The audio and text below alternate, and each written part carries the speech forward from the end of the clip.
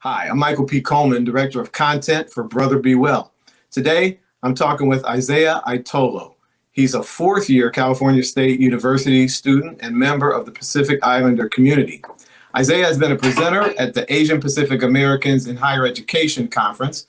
He's also been a residential advisor for the first Asian Pacific Islander living learning community within the California State University system.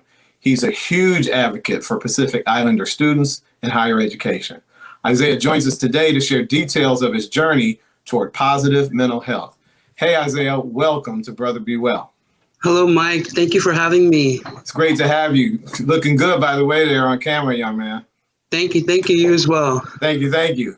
Let's get right into this, and I'll confess right up front, I don't know a whole lot. I'm going to know a lot more about the Pacific Islander community coming out of this conversation than I do going into it. So first of all, I understand that the topic of mental health has been taboo within the Pacific Islander community. I'm curious about why is that, and I'm wondering how that manifested itself when you were just a little guy growing up. How did that show up in your life? Great question. Great question. So mental health has definitely been seen as taboo in the Pacific Islander community, and especially within the Samoan culture. One of the most famous sayings within our culture is "Mua mua le atua," which means, Jesus first, put Jesus first. And so religion is a huge part of who we are as people. And when we look at mental health, a lot of our older generation folks have seen mental health as something related to the devil, as it's like a curse. And so when they see people with mental health disorders, they automatically think that those folks have done something bad and that's their punishment. And so it's just something that you don't really talk about because they look at it as it's about the devil. We're about Jesus.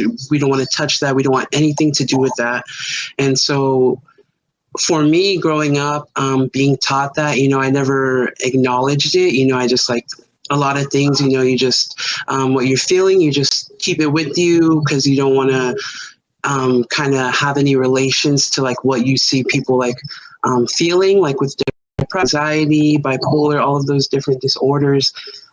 You don't want to try to have a relationship with that because then you're told that's related to the devil and nobody, wants to have that kind of relationship.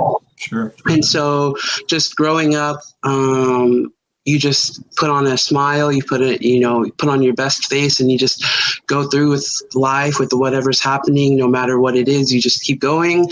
And another reason, I think it's taboo is because a lot of people, especially our older folks back in the islands, they don't have the education or they haven't been educated on this topic because they've been taught this and they created this mindset where it's taboo and they're not willing to unlearn it.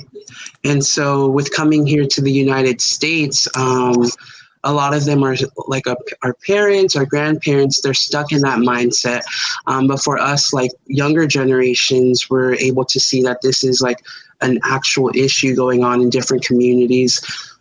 So yeah.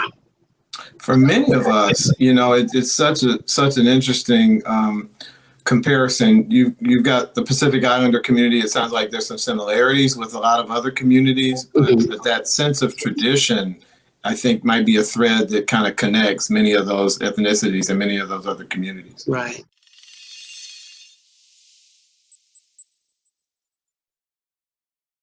Audio Jungle.